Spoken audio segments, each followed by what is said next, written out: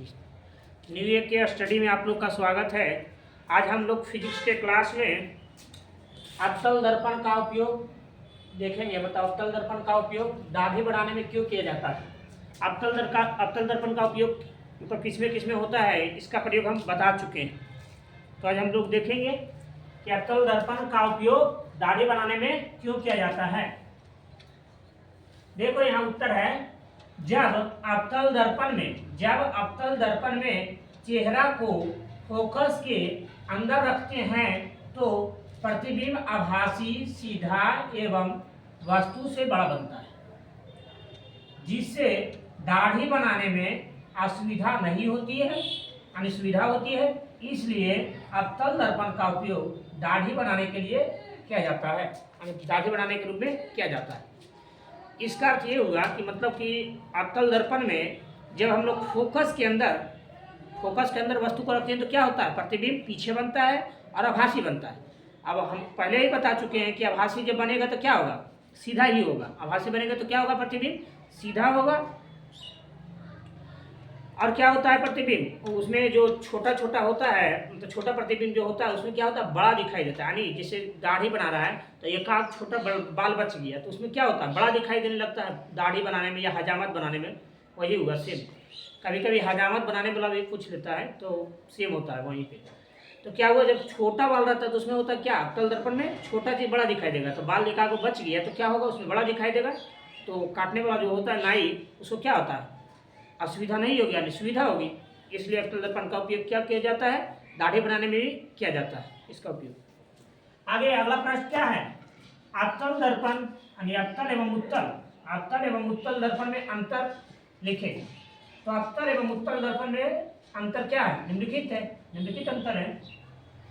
इधर अवतल दर्पण, इधर क्या है, उत्तल दर्पण। क्या है, अवतल और उत्तल दर्पण। अवतल और क्या है, उत्तल दर्पण। हम लोग देखो, आज लगता है छात्र एक ठो कमेंट किया है, पढ़ लेते हैं हम लोग। कह रहा है, क्या लिख दिया है, चलो बाद में देख लेंगे, इसको दिखाई नहीं दे रहा है।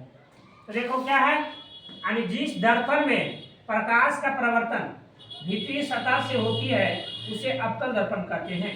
यानी जिस दर्पण में प्रकाश का प्रवर्तन क्या होती है, भीतरी सतह से होती है, उसे क्या कहते हैं, अवतल दर्पण कहते हैं। और जिस दर्पण में प्रकाश का प्रवर्तन बाहरी सतह से होती है उसे उत्तल दर्पण कहते हैं। जिस दर्पण में प्रकाश का प्रवर्तन भीतरी सतह से होगी तो वह कौन सी दर्पण होगी, अवतल दर्पण होगा। जिस दर्पण में प्रकाश का प्रवर्तन बाहरी सतह से होगा तो वह कौन सा दर्पण होगा, उत्तल दर्पण होगा। दूसरा देखो क्या है, अवतल दर्पण का बीच का भाग धंसा हुआ होता है एवं किनारे के भाग उठा हुआ होता है। देखो आप लोग को यहाँ दिखाते हैं, यहाँ जो ए दिख रहा है, एक तो ए जो है क्या है, अवतल दर्पण। कौन सी दर्पण है, अवतल दर्पण है। और ये जो दिखाई दे रहा होगा ये उत्तल दर्पण, ये उत्तल दर्पण, ये उत्तल दर्पण। तो देखो क्या करा, अवतल दर्पण का बीच का भाग धंसा हुआ होता है। ये कौन सी दर्पण है, अवतल दर्पण का बीच का भाग क्या है, धंसा हुआ है, और किनारे का भाग क्या है, उठा हुआ। और वही कह रहा है उत्तल दर्पण का बीच का भाग उठा हुआ होता है, यानी उत्तल दर्पण में बीच का भाग क्या है, उठा हुआ है। अब कहेगा तो इसमें लिखेंगे कि किनारे का भाग क्या होगा, धंसा होगा। इसी का उल्टा है।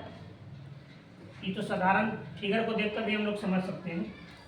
अवतल दर्पण में प्रतिबिंब वास्तविक एवं आभासी दोनों प्रकार का बनता है। अवतल दर्पण में क्या होता है, आभासी प्रतिबिंब और मतलब कि आभासी प्रतिबिंब और वास्तविक दोनों प्रकार का प्रतिबिंब बनता है। जबकि उत्तल दर्पण में क्या होता है, केवल आभासी प्रतिबिंब बनता है। कैसा प्रतिबिंब बनता है, तो आभासी प्रतिबिंब बनता है। जय हिंद।